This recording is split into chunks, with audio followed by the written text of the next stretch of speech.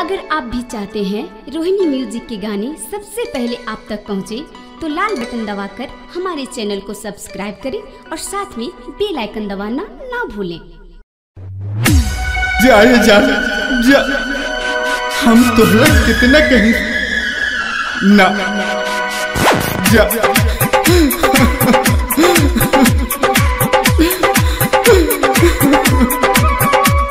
ए जा सुना, हम तोहरा से इतना प्यार करने जा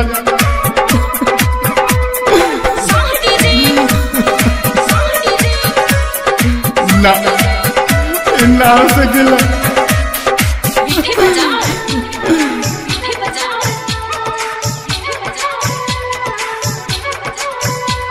रोहिणी स्टूडियो बिहार शरीफ, बिहार शरीफ। गइलू बेवफाई हमसे जाए हर जाई, देखा तानी सपना तोहार।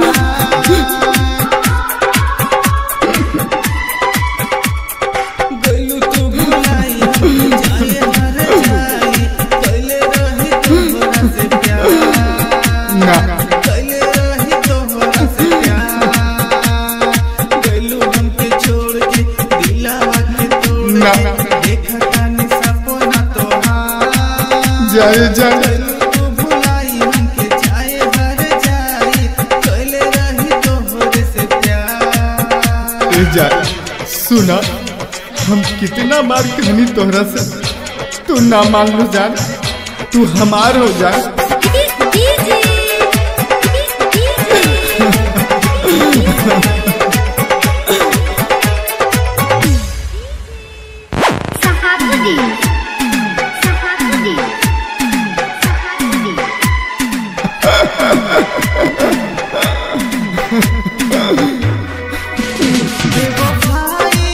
तू त चल गइलू हमरा के छोड़ के, शीशा जैसे दिल के तू त चल गइलू तोड़ के।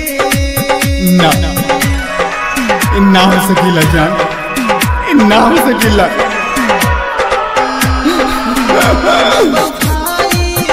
तू त चल गइलू हमरा के छोड़ के, शीशा जैसे दिल के तू त चल गइलू तोड़ के। जाए हर जाए कइलू तू भुलाई, बचपन के रहू हमर प्यार।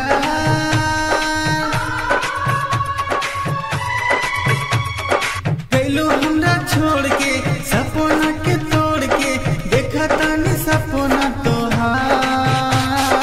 जाए हर जाए गइलू तू भुलाई, देखा तानी सपना तोहार। ए जा गइलू तू भुलाई, I love you, I love you, I love you जान। तोहरा से प्यार।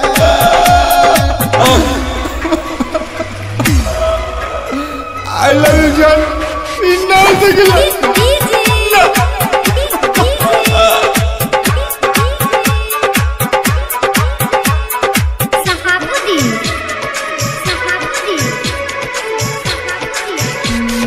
तुमसे दिल लगाने की मेरा कसूर है, गलती जो मेरा आज नजरों दूर है।